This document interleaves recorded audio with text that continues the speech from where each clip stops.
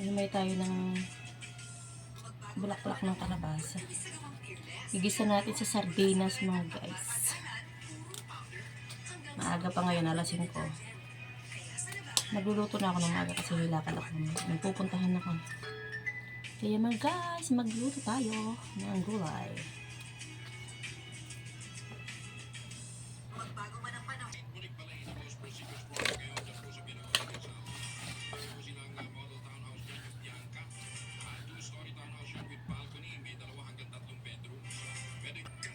Ito naman tayo sa kalabasa mga guys.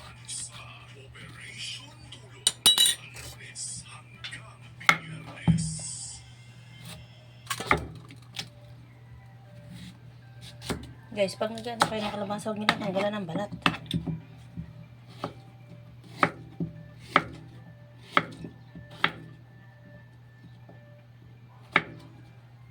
Yan, sama-sama na yan sila dyan. Mekos na yan.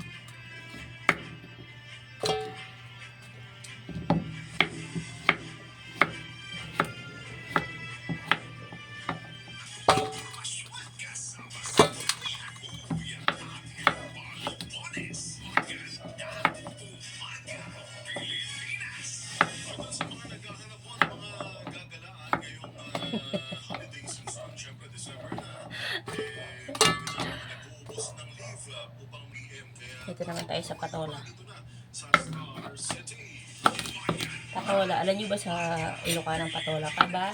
Pipi. Sa Ilocano naman ang sitaw ay utong. Guys, ganito ang pag-ano ng patola. Gamitan nyo lang ng kutsara. Yung bawat kanto. Ganyan guys. Yung bawat kanto lang ng patola. Pati sa upo. Kutsara ang gamitin nyo guys. Mas madali.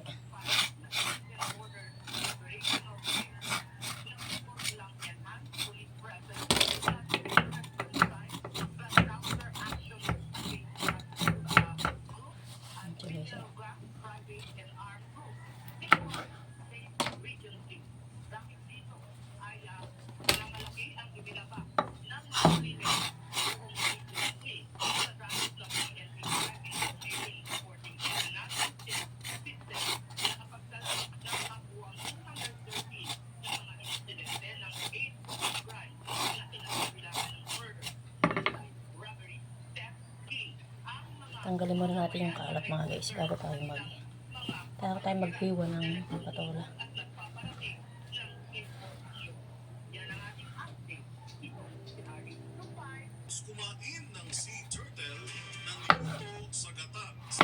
Sea turtle? Guys, ganyan lang ang pag-ano ng patola.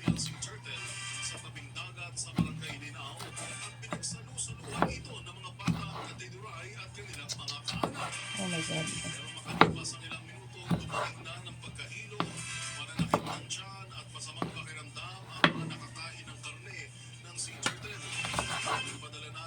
Epidemiology experts sa lugar upang imbestigahan ang insidente.